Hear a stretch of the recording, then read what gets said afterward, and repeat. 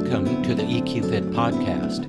Our mission is to equip people to prosper in every aspect of their life.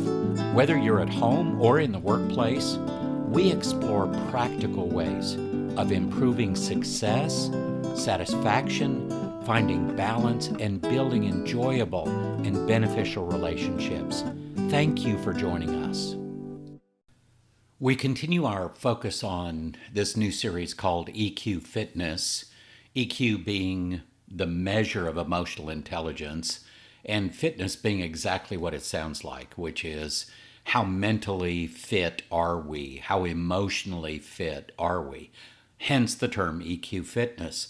Well, today I want to focus on emotional intelligence and decision making. But before I get into that, this series is going to really be two parts. The episodes are going to talk through this at a high level.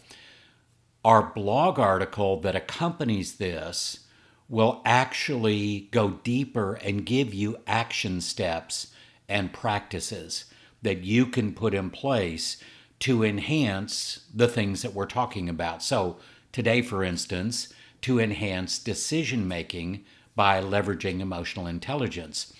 Go to our website, eqfit.org, look for the blog article for the week of October 28, 2024, and you will find the article that goes with this episode and gives you that deeper insight and deeper dive into how to leverage emotional intelligence with decision making. That's going to continue to be a theme throughout this series of EQ Fitness, that we will have the high-level look on the episodes and then, of course, the deeper action steps in the blog articles. So let's start with emotions in making decisions. Well, first, emotions are basically informational signals in our brain. Now, to really give you a good idea of what this is all about, I want to tell you a couple of stories that I think are great examples of how emotions can either help us or hurt us when it comes to decision making. In the last couple of years, I have dealt with 3 different clients where the partners, the equity partners, are struggling through some conflicts and trying to figure out the best path forward. And what I'm finding is that they're very unique. Every one of these clients is unique in what's going on with them, but the common thread is that there is an emotional mindset that has been created in the different partners in these specific organizations that is not just creating the conflict, but reinforcing it. And we're not getting the resolution that we want, at least initially. So in that case, what is happening is the partners are coming from a place of position rather than principle. Meaning position is about, I'm protecting my territory. And there are a lot of emotions that come with that, mostly defensive, and frankly, not very helpful. But a principled argument or discussion is more about what's good for everybody. And that's where we want to move things to. And so what's happening with many of these situations with these different partners, that now that we've resolved those with all of these situations, we're getting much better outcomes. But it didn't start in a good place. And what was keeping things unresolved was the emotional mindset, the emotional environment that the partners were living in. Once we could really get down and start to deal with that and help them understand what that is, it really made a difference. So emotions serve as internal signals that can inform our decisions. They indicate our values, our needs, our priorities. If we can recognize those signals, it helps to interpret what might otherwise seem like gut feelings. Now, here's another story I want to share with you that I think is very appropriate to what we're talking about. Several years ago, I had the number two person in an organization as far as leadership goes. I was working with this individual, coaching this individual, and it was obvious that this person was in burnout. And burnout is kind of a place where there is very little hope, and that's not a great place to be. So we kind of wanted to help him get through that, get past that. But the reality of all of that was that he was stuck. And what was worse, not only was he stuck, he wasn't willing to agree to get the help that I recommended for him. Because I really think he needed a mental health professional to help him through this situation. And I am not a mental health professional. I do not give mental health or medical advice. And so, I just want to make sure that's very clear. But I do observe what's going on with people and in organizations and in people's lives. And I want to share those because, unfortunately, this is one of those situations where it really went bad. And this person lost everything, job, family, everything. And so this is how emotions can either help you or hurt you. In the case of the different partners, we were able to get them in a much better mental space and emotional space so they could move forward and make good decisions for everybody from a principle perspective. Unfortunately, in this other situation, he shut me out and he wouldn't get the help he needed, and therefore it went in a really bad direction. And this is why it's so important for us to understand how emotions impact us when it comes to making decisions. There's another thing going on here. We have to balance emotion and logic. Effective decision making requires a balance of emotional input, but also logical analysis. You need both of those. Emotions provide a personal, experiential perspective, while logic ensures a more grounded strategic thinking. So it's important to balance those. The people that I know are the very top performers, I don't care if it's leadership or sales or whatever, have an excellent balance of the emotional and the logical or the rational. And then we have to understand that if left unchecked, emotions can lead to impulsive choices or avoidance of difficult decisions. And I see that a lot. I see a lot of avoidance. Emotional intelligence, though, helps people to harness emotions and navigate them more effectively, navigating emotions being a competency, a skill set of emotional intelligence, along with some very critical skill sets like emotional literacy, which is understanding the emotion and how it impacts you, along with recognizing patterns, which is another skill of emotional intelligence, helps us understand our patterns and are they good or bad for us? Are they helping or hurting us? And if we can recognize our patterns, the earlier we recognize those patterns, the better we can choose to either leave that pattern or stick with that pattern, which, is all about the outcomes, which is another skill of emotional intelligence called applied consequential thinking. So you can start to see how our emotional intelligence is so critical to come and partner with our rational intelligence, our IQ, to really give us the best possible decision making that we can have. So let's focus just a minute on self-awareness, because I mentioned self-awareness and I talk about self-awareness all the time. To understand our emotional triggers, we have to have a high level of self-awareness. It helps us recognize those triggers and how those influence our decisions, and that's very important. By identifying these triggers, we're better able to pause, to reflect, and to choose responses that align with our values. And I call that being more intentional more often. So we also need to assess our values and our priorities at the same time, which self-awareness helps with. It's about understanding your values, your motivations, and your goals so that decision making can improve when those things are clear in your mind. When you have clarity about those, your choices are going to be made with a conscious understanding of those desired outcomes. So then we can get into a more practical approach to leadership. And as I've always said, everybody's a leader because we lead ourselves even if we don't lead anybody else. And honestly, there are very few people I know that don't have influence on other people. And that's what leadership is influence.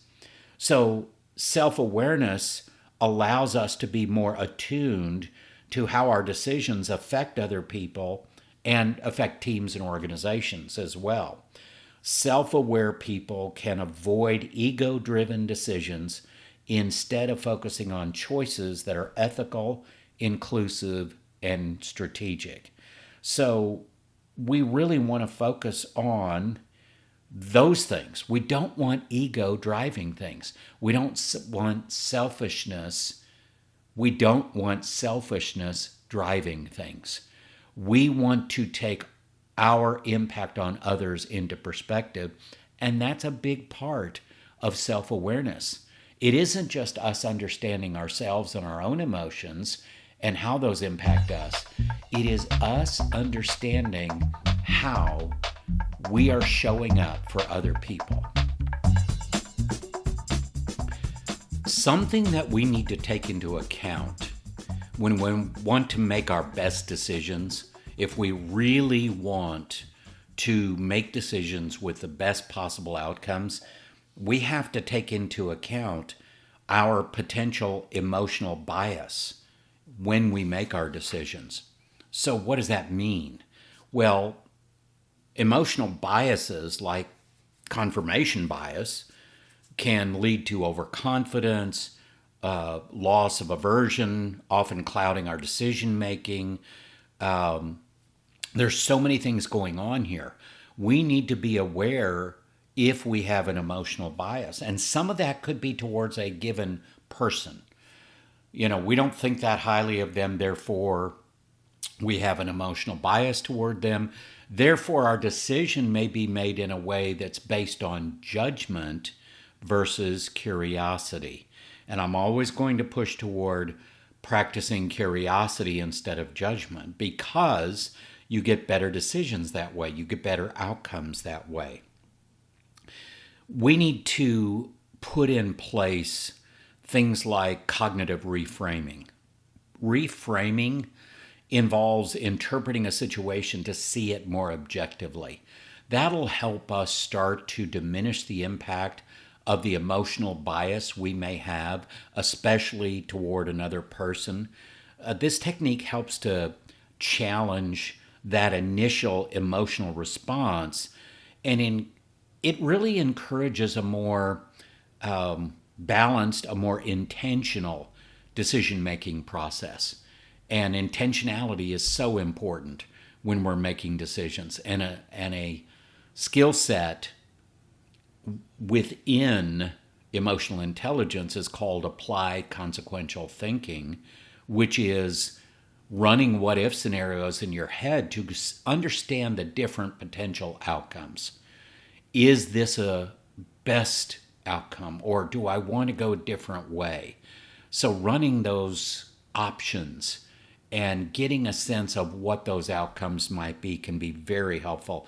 It also is a practice we can put in place so we don't just make a snap decision. There is a huge difference between just reacting or responding. There's more thoughtfulness when we respond, and that's what we want. We can do things like journaling or get some peer feedback that can help identify when biases are influencing our decisions. I know a lot of people don't like to journal, but I can tell you that writing something down really makes you think about it.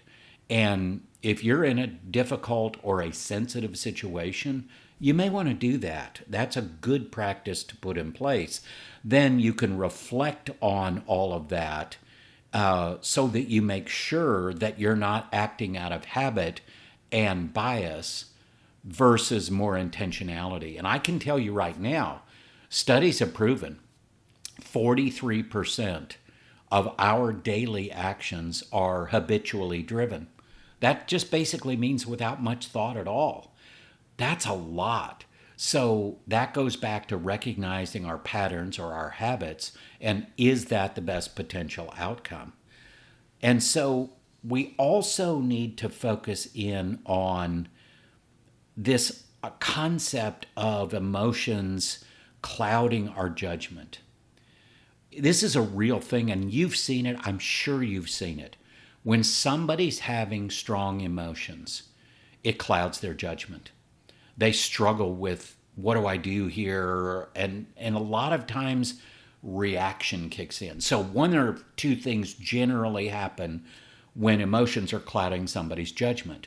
Either there's a knee-jerk reaction, or they just get stuck and can't move forward.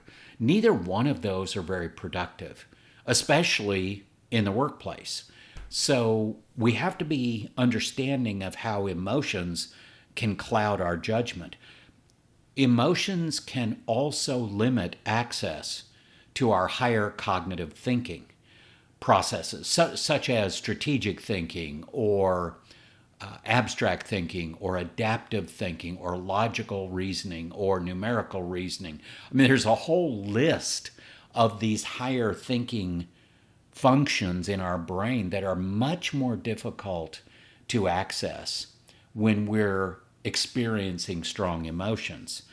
What can we do? Well, the first thing is stop and be mindful of acknowledging what those emotions are without letting them dominate your decision making.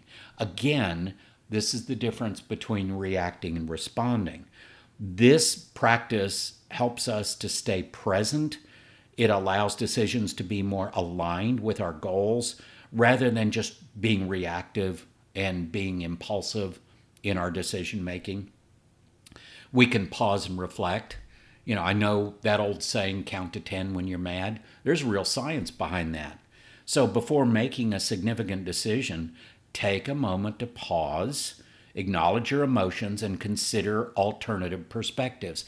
This is when curiosity can be so helpful. Instead of judging and just immediately fixating on one solution or one decision or one way to go forward, at least practice a little bit of curiosity and look for some alternatives, because you may find a better path forward. It doesn't mean you're giving up something to do that. It just means you're being more thoughtful and more intentional about it. And this is really going to help you separate immediate emotional reactions from more logical, value-driven responses when it comes to your decision making. And then always seek objective input. If you're in a high-stakes situation, emotions can overwhelm your judgment. If you can engage somebody that you trust to give you their perspective, a more objective perspective maybe, when they can offer more clarity, help you to see things from a different viewpoint, it's going to help you make better decisions. And that's what we want when it comes to decision making. So I want to close this out with really focusing on the benefits of emotionally intelligent decision making. And we can talk about it in leadership, we can talk about it in our personal lives. It really doesn't matter, because the core foundation of making your best decisions is when you have a balance between the emotional and the rational. You cannot do both. There is a great account of this in Daniel Goleman's book, The Brain, when he talks about a very, very successful attorney who made millions of dollars every year, incredibly successful, unfortunately had a traumatic brain injury, which separated the emotional aspects of the brain from the rational aspects of the brain, and could not be successful as an attorney going forward. Well, why? Because he could not decide which option he felt was the best. This is where, when you separate the rational and the emotional, you're never going to make your best decisions. It just is not going to happen, because the emotional is going to also include other people, the consequences of your decision, how it's going to impact you and others. There's so much involved in making sure that we make our best decisions by combining both the rational and the emotional side of this. And we can make our best decisions by considering the well-being of other people, as we just talked about. This approach not only helps you make your best decisions, it also builds trust and it builds transparency, which fosters an environment where people feel valued and respected. Now, isn't that a great outcome? So if you don't have the emotional components in there, your decisions may make sense from a numerical perspective or from a rational or logical perspective, but you may have nobody who likes it, and frankly, you may not get the results you want. So many times, and we are at that time of the year when everybody does strategic planning, so many times I have seen the most wonderful strategic plans fall flat on their face because the people are not engaged with it. The leadership did not figure out the emotional side of this and how to engage people. So if you want your great strategic plan to work, then a big part of that has to be, how do we engage our people in this plan? How do we make them a part of it? How do we let them have a say in what's going to happen? So this is all part of making your very best decisions.